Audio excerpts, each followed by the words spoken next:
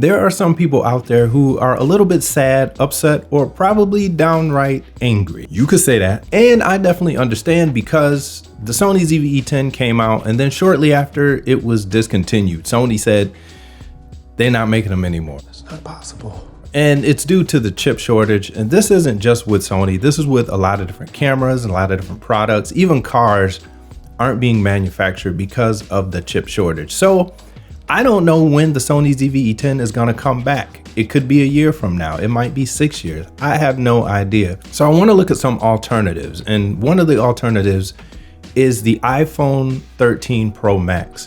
Now, if you're in the market for a new phone, I'm gonna say that this is a great phone. This is not a phone review channel. And one of the things that's great about this phone is the fact that it does have an excellent camera, not only for photos, but also for video as well. There's been a lot of hype around this phone and other phones as well, but I chose the iPhone because I had already been on the iPhone ecosystem. I wanna see if this iPhone 13 Pro Max is good enough to do vlogging with and to take pictures with. So we did a video already a few days ago about actually using the video on the phone, and I'm gonna put it in the description below so you can check that out.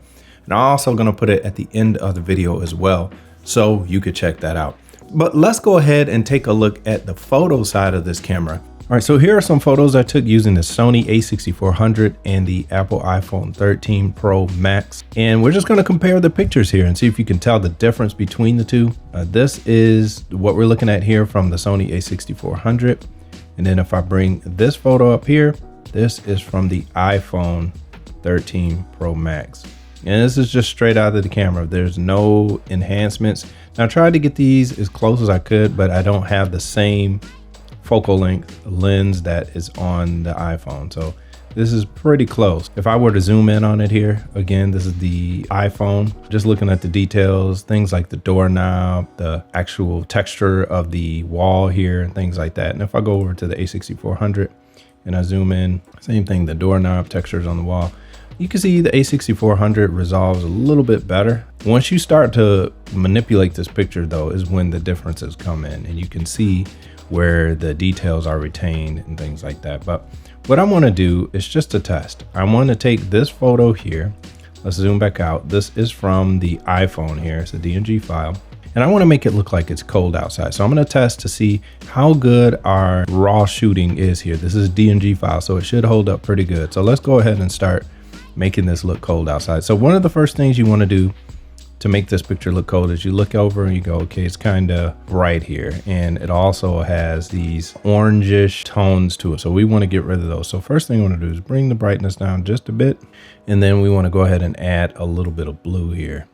So I'm going to go down to my tone curves here. And in the shadows, I'm going to just bring it over into the blue just a little bit. I don't want to go too blue, but I just want to give it that colder look. So that looks good right about there. And just the difference, we went from this to that. It's not a huge difference, but it's enough. It's a subtle difference. And this is the direction we want to go to. So again, when it's cold outside too, one of the things you notice is the contrast. That is the difference between the light parts and the dark of the picture. So what we want to do here is just give it a little bit more contrast. There we go. If you look up here at your histogram, you can actually see what's happening. They're separating the highlights and our dark spots here. So we're just bringing that down some. Now, another thing I want to do is I want to start to take the blue out of the sky there, because if it's cold outside, typically it's not blue. So I'm gonna go ahead and add a brush here. I'm gonna just move through this pretty quickly because this isn't a tutorial on editing. This is just to see how well the DNG files which come out of the iPhone hold up when you start to edit with them, and if you could actually use the phone. I'm not gonna go really detailed as far as getting the clouds completely masked out here, but I think that's pretty good. What I'm gonna do is go ahead and desaturate these a bit. All right, so the next thing I wanna do is I wanna start to go ahead and bring a little bit of mood to this picture. So what I like to do by that is messing with tone curves.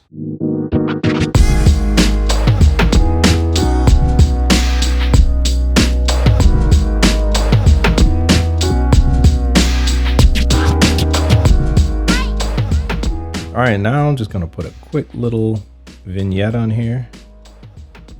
Just a little bit, I don't wanna go too far, that's a little bit of vignette. And now let me go ahead and add gradient to this as well. I'm gonna make this side here, the left side, a little bit darker. So I'll bring this in here Make sure this is straight, right about there. So I'm gonna bring the exposure down there. There we go. Add a little bit of contrast.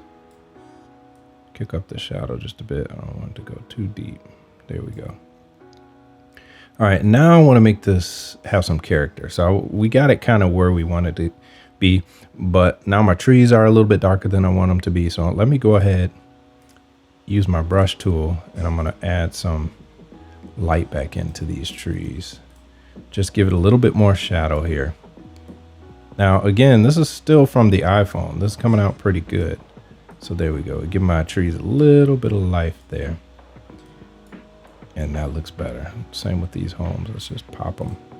Let's give them a little pop. Okay, perfect. Now, one of the things that we've done is we've kind of lost some detail here, but there's a lot more detail in this fence that I want to bring out. So let's go ahead and add a brush here. And I'm going to bring some texture back into this slab of wood here.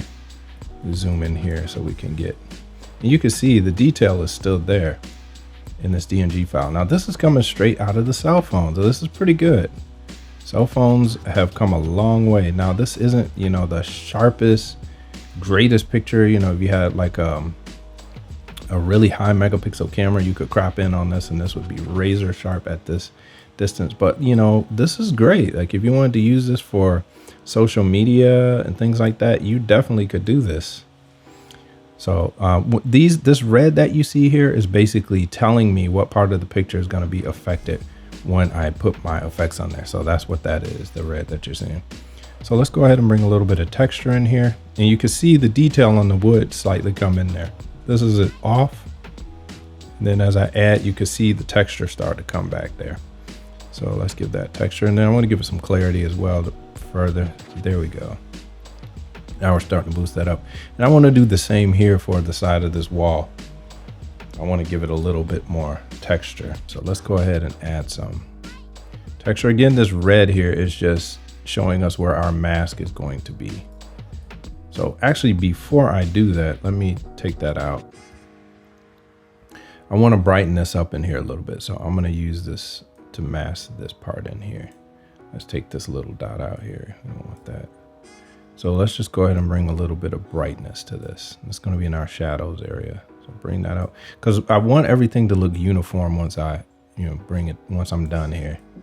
So I don't want these dark parts to be too dark. Okay, I think that's, bring it out. Okay, that's good. All right, so we'll add another mask and then we'll start to shade in or use this to bring in our texture and things like that. And again, this is pretty remarkable for a phone. You know, a few years ago, this wasn't possible. Now I know some people say Android could do this. Yeah, you could download some third-party apps and shoot raw off the sensor, but this is officially now from Apple. So let's see what we can do. I like that. All right, so let's go ahead and just finish this up. I'll add a vignette to this. I think we already added a vignette. Yeah, we did. So let's do a little bit of linear gradient here from top and bottom. Straighten that out. There we go. I think that's good right there. And let's bring that shadows here. There we go. All right. Now, one last thing I want to do here, just to make this thing pop a little bit, is I am going to add just a bit. Now you don't want to go too far on this, but just add a bit of clarity to the whole thing here. If you go too far, it's gonna rip it apart like this. That's not what you want. So you want to just enough to subtly, I think right there is fine. And this is the whole picture here. I think that looks pretty good. I wouldn't say this is a bad photo at all. We can look at the before and after to see what that looks like. This is the before and that's after. And that resolved pretty good. I'm gonna do another one with the A6400 off camera, and then I'm gonna show you these two side by side. Now keep in mind that I'm shooting these pictures not in JPEG mode, but I'm shooting them in RAW.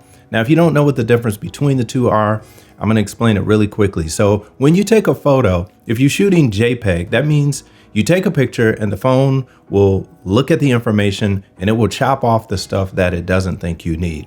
There's going to be things that allow you to adjust it later, like the highlights and the exposure and things like that. Now, the good thing about JPEG is it keeps your files small. So if you want to share them on social media, you could do that and the files aren't too huge.